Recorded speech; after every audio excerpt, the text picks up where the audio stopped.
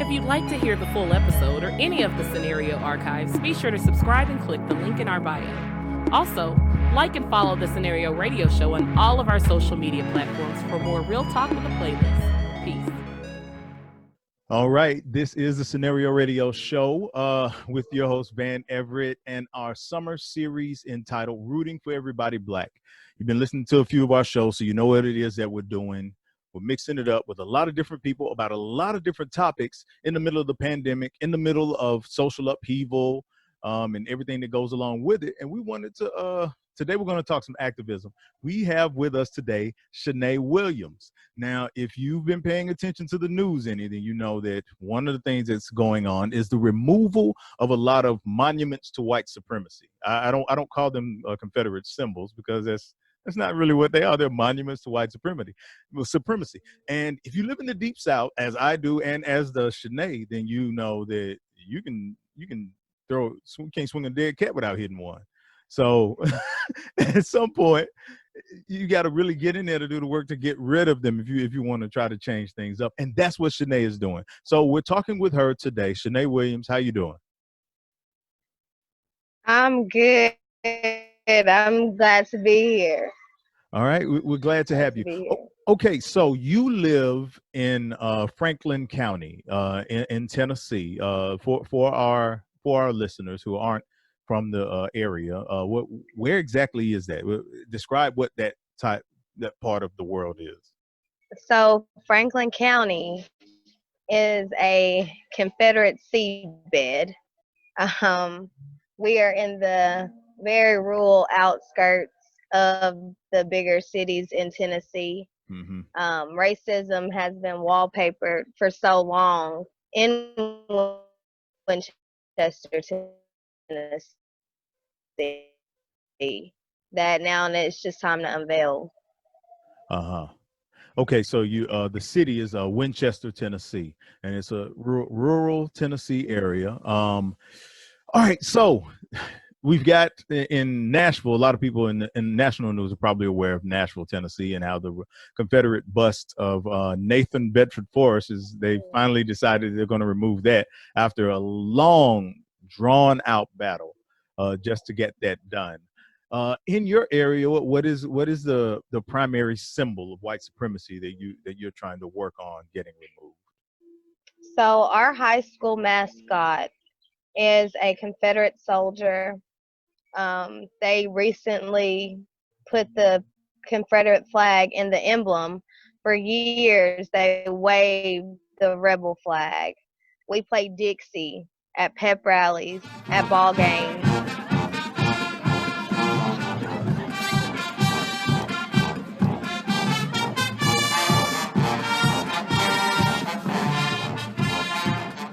On our square, there's a plaque about secession, frankly, back during those times. So it's been alive and well here since the beginning of time, since James Winchester created Winchester. So there in Winchester, Tennessee, is there roughly what is the percentage of black people there in that town? Oh gosh, we are probably 70-30. Maybe 80-20. 80-20 black people? No, 80-20. 80-20 We are in the other 20. way, in the minority. Okay, all right. I was about to say, all right. No. Okay. Well, still, I mean, given most numbers, that's actually kind of high. That's on the high side when you give, consideration of most numbers. And has this mascot been something for kind of a sticking point for people before? Has the black community spoken up about it before? And if so, what was the response? So the last time on record that I'll say it was a real petition to have the symbols and the flag removed was the early 90s, 91, 92. And it turned into a race war. It turned into the KKK coming to town. It turned into teammates riding around with nooses and black dummies. It turned into crosses being burned in yards. Wow. And that's a wake-up call. If these symbols have no ties to racism, why do they spark race wars? Yeah. So that for me is enough to know that they have to go.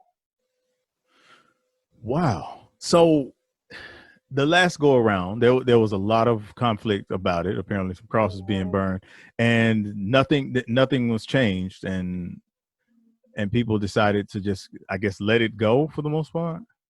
So post-traumatic slave syndrome is very real. Oh yeah.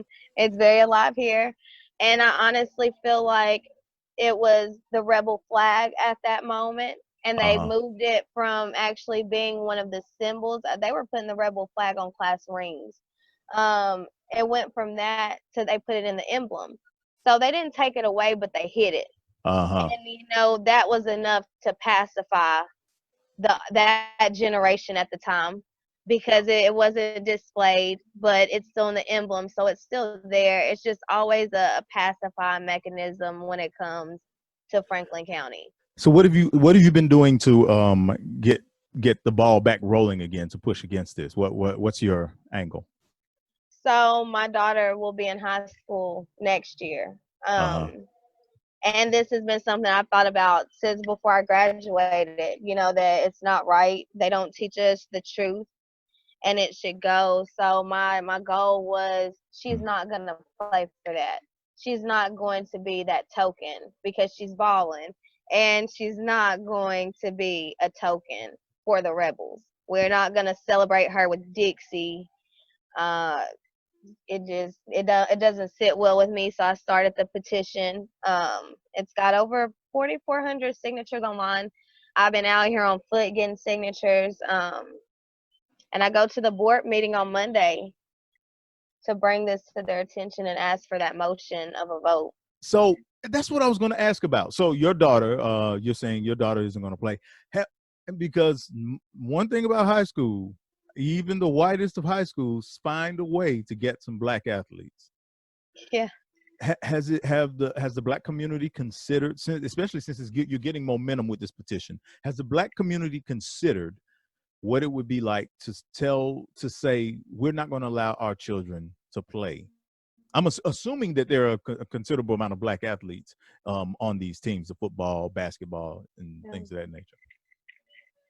So that is kind of where I've been at with it, trying to reach out to those parents. Like I said, a lot of things are conditioned here.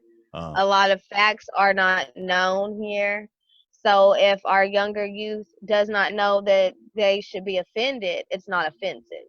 Oh. And if you're growing up with parents who never really took the initiative to find out, hey, maybe I should put this in my child's head that you're better than a rebel, and we're not going to be tokens, they don't know. So my younger youth here, some of them honestly do not know. They don't get it. But I feel like the petition and coming up with CUSP and like bringing events out to unify our community is bringing it to light. And I've been seeing a lot of response from current athletes that are willing to go that extra step to show that they are in support with the movement. I imagine there are a lot of people who are signing the petition who aren't from there. So it means there's a lot of support. You're getting a lot of support. Well, where can people find the petition if they want? Is it available online to be signed? Yes, it's online. It's change.org/changefchs, and it's online. You can find it there. My Instagram page, it's I am Queen, EYEM Queen. It's the link in my bio. Uh-huh.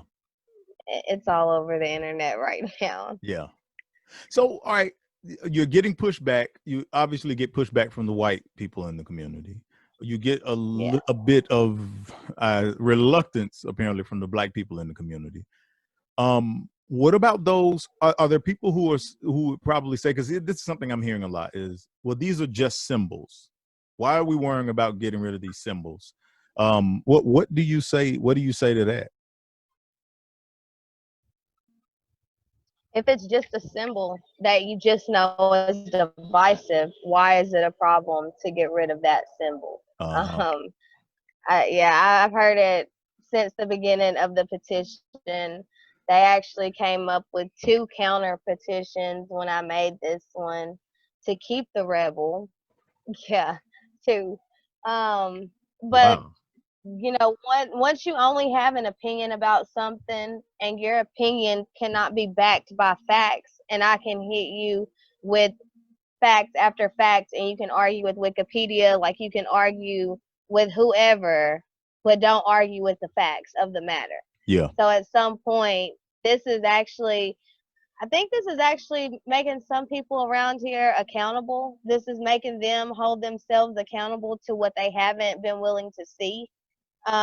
Because I have got a lot of backlash, but I've also got a lot of support that I never seen coming.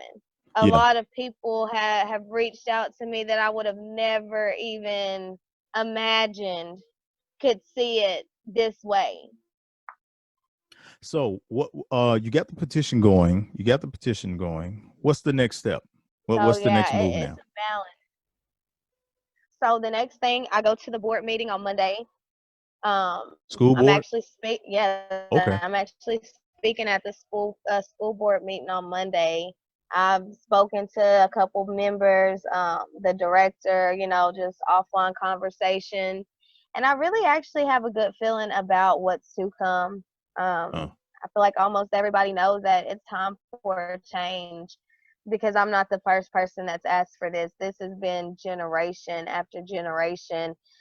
People act like slavery was so long ago, that the 1800s were so long ago, but Martin Luther King Jr. would still be alive today. uh-huh. So it's not that we're not that far removed. We've changed forms over the years, but we're not removed. We're not free yet. Yeah, and the funny thing about that, when they are willing to acknowledge slavery, and a lot of times they aren't, because if you look in, even when they look in the educational system, they always find ways to talk around slavery. But even when they acknowledge Yeah. slavery, they only acknowledge the existence, not the impact. They don't even want to talk about the fact that there was an actual impact to that entire thing. They want to say, well, it was just a little bit of forced labor. And they don't mention the rape or the murder or the brutality or the displacement or the economic impact. None of that stuff. It's just a little forced labor. Everybody got to eat. I mean, what do you want? I've heard They that got argument. paid. They went to a room, like, but that's because we are down south. We were taught the lost cause for a reason. So it's embedded in the heads of some of these people. That's why I try not to take it so personal when they don't understand, Yeah. because I can understand how they missed the point. Yeah. If I was taught by my family all my life something that I find out later on is not true, it's going to be hard for me to still accept that those were lies. And Yeah. it's like in 2020, we have to be willing to accept those facts. We have to be willing to accept, yes, this is history, but this is not heritage. This is not something that we should glorify. They didn't even win. So we're not celebrating a victory. We're Yeah. literally memorializing rapists, murderers, the worst of the worst criminals that you can find. For them to be so against looters, for them to be so against the rioters, we learned everything from the blueprint that was given to us. When our churches were burned, when our kids were killed, when Tulsa was bombed, we learned all this. We never learned what we created. We never learned what we were worth. We learned what they did, and all of that was taken from us. So we never learned the truth. But let me tell you what you're actually glorifying from what's real, from the facts. Well, I think what you're doing is noble. I think a lot more a lot more rural communities need to do the same things. If not, I mean, whatever in that community is they feel like is the primary issue. I think more Yeah. Black people in rural communities need to mobilize around it, because that's where the things will start to shift. If that starts to happen, a lot of these communities Right. are parts of states that are red as far as how they vote, but they have all these Black people in all these small communities who don't recognize that if they're working together, they got the power to start to shift a lot of these things.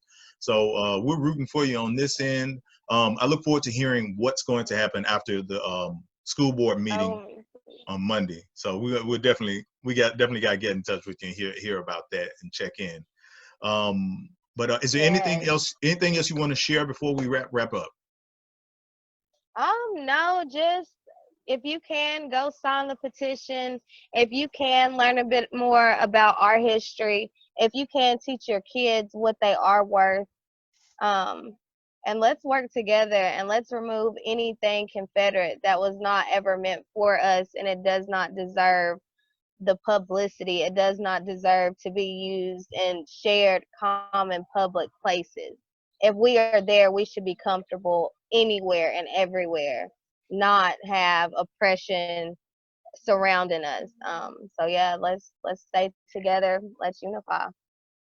All right. Shanae Williams, also a member of a local organization there called CUSP. She's out there doing the work. Ladies and gentlemen, y'all keep your eyes on this. Keep your eyes on it, and definitely go and sign that petition. That's what we got today on Rooting for Everybody Black on the Scenario Radio Show. Y'all stay with us.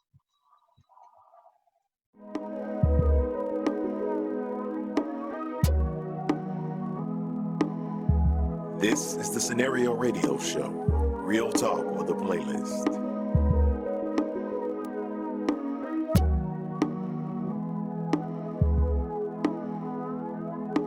That's the